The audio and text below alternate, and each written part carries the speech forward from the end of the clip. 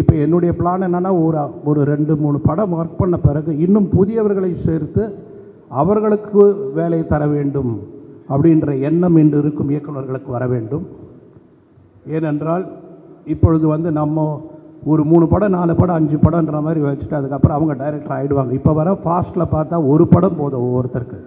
அதனால் அனைவருக்கும் வேலை கிடைக்க வேண்டும், அனைவரும் சந்தோஷமாக இருக்க வேண்டும், அனைவர்கள் பிரச்சனையும் தீர வேண்டும் என்று என்னுடைய பிரார்த்தனை. இந்த 2 வருடம் இந்த சங்கம் இந்த பொறுப்பில் இருக்கும் பொழுது ஒரு 20 வருட தொலைநோக்கு பார்வையில் திட்டம் தீட்டி என்ன செய்ய வேண்டுமோ அதை எல்லோரும் பேசி அத்தனை பேருக்கும் என்ன உதவிகள் வேண்டுமோ அதை அத்தனையும் வகுத்து இந்த 2 வருடத்தில் நாம் ஒரு நல்ல இலக்கை அடைய வேண்டும் என்பது என்னுடைய எண்ணம். அதை நான் நிச்சயமாக உங்களோட பகிர்ந்து கொள்கிறேன். உங்களுக்கு தேவைப்பட்டால் நான் உங்களோட அமருகிறேன், உங்களோட பேசுகிறேன். என்ன உதவி வேண்டுமானாலும் நான் தயாராக இருக்கிறேன். அதை நீங்கள் கேட்கலாம். அது எந்த பண்டிகையாக இருந்தாலும் சரி, எதுவாக இருந்தாலும், திருமணமாக இருந்தாலும் சரி, ஏதோ ஒரு இரங்கல் இதாக இருந்தாலும் சரி, நிச்சயமாக நம்முடைய பொறுப்பு நான் வருவேன், நான் செய்வேன் என்பதை இங்கே எல்லோர் மூலம் நான் சொல்லிக்கொள்கிறேன். நானும் கடமைப்பட்டவன் தான். இந்த சங்கத்திற்கு அனைத்தும் செய்ய வேண்டும் என்ற பொறுப்பு எனக்கும் இருக்கிறது. நான் அந்த பாரம்பரியத்தில் பிறந்தவன். என் தந்தை, இன்று நான், என்னுடைய மகன், எங்கள் குடும்பம் சினிமா குடும்பம். ஆகவே சினிமாவை நான் கைவிட மாட்டேன், சினிமாவும் எங்களை கைவிடாது என்ற நம்பிக்கை எனக்கு இருக்கிறது.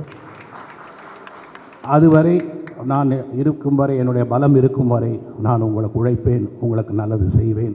வெற்றி பெற்ற அனைவருக்கும் என்னுடைய வாழ்த்துக்கள்.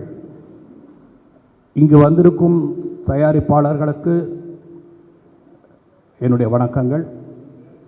ஏன்னா எம்ஜிஆர் அவர்கள் எப்பவுமே சொல்லுவார், அவருடைய ப்ரொடக்ஷன் மேனேஜரை கூப்பிட்டு அவருக்கு வாய்ப்பு கொடுத்து அவரை தயாரிப்பாளரான பிறகு அடுத்த நாளே முதலாளின்னு தான் கூப்பிடுவார். யார் நமக்கு சம்பளம் தராங்களோ அவங்க தான் நம்ம முதலாளி. அது யாராக வேணா இருக்கலாம். அந்த முதலாளிகள் நம்ம பார்த்துக்கிட்டோன்னா நம்ம லைஃப் நல்லாயிருக்கும். அதனால் நம்ம எல்லாருமே நம்ம குறிக்கோள் நம்ம முதலாளியை நல்லா பார்த்துக்கணும். எத்தனையோ படங்கள் சில கஷ்டங்களில் நடக்கும், அதை பற்றி கவலைப்படக்கூடாது. ஆனால் முதலாளி நல்லா இருந்தால் தான் நம்ம நல்லா இருக்கணும். அந்த எண்ணம் ஒவ்வொரு இயக்குனருக்கும் வரணும். ப்ரொடியூசர்ஸை இப்போ இன்றைக்கி இருக்கிற சூழ்நிலையில், இன்றைக்கி இருக்கிற காலகட்டத்தில் என்னுடைய வேண்டுகோள், தயவு செய்து தயாரிப்பாளர்களை பத்திரமாக நன்றாக பார்த்து கொள்ளுங்கள்.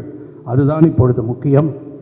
ஏன்னா நிறைய கார்ப்பரேட் எல்லாம் உள்ளே வந்தாச்சு. இண்டிவிஜுவல் ப்ரொடியூசர்ஸ் எல்லாம் எங்கே இருக்காங்கன்னு தெரியாமல் போகுது. அதை பார்க்கும் பொழுது எனக்கு ரொம்ப வருத்தமாக இருக்குது. தோளில் கை போட்டு ஒரு படம் முடிஞ்சு ஒரு சீன் முடித்த உடனே இன்றைக்கி இவ்வளோ சீக்கிரம் முடிச்சுட்டோன்னு என் தோளில் கை போடுறதுக்கு ஒரு தயாரிப்பாளர் இருந்தார். அந்த தயாரிப்பாளர் இப்போ இல்லை. அந்த மாதிரி தயாரிப்பாளர் தான் எங்களுக்கு வேணும். இவ்வளோ சீக்கிரம் முடிச்சிட்டிங்க, 30 நாள் 60 நாள் 70 நாள் உங்களுடைய ஸ்கெடியூலை நீங்கள் கம்மி பண்ணி கொடுத்தீங்க அப்படின்னு பாராட்டுற தயாரிப்பாளர்கள் இருந்தாங்களே, அவங்கெல்லாம் நல்லா பார்த்துக்கங்க. அவங்கெல்லாம் இருந்தால் தான் பணம் வரும், சம்பளம் அதிகம் கிடைக்கும். அதெல்லாம் வேறு விஷயம். நமக்கு மார்க்கெட் இருந்தால் நம்மளுடைய பணம் நமக்கு வரும், நம்மளுடைய வியாபாரம் நமக்கு நடக்கும். அதனால் தயாரிப்பாளர்களை இங்கு இயக்குநர்கள் சங்கத்தை சார்ந்த அத்தனை பேரும், இயக்குநர்கள் அத்தனை பேரும் நம்முடைய பொறுப்பு. அவர்களை நன்றாக பார்த்து கொள்ள வேண்டும். எனக்கு வாய்ப்பளித்ததுக்கு நன்றி. மீண்டும் வெற்றி பெற்ற அனைவருக்கும் என்னுடைய வாழ்த்துக்களை தெரிவித்துக் நன்றி. செய்திகளை உடனுக்குடனும் துல்லியமாகவும் தெரிந்து கொள்ள சப்ஸ்கிரைப் பண்ணுங்க.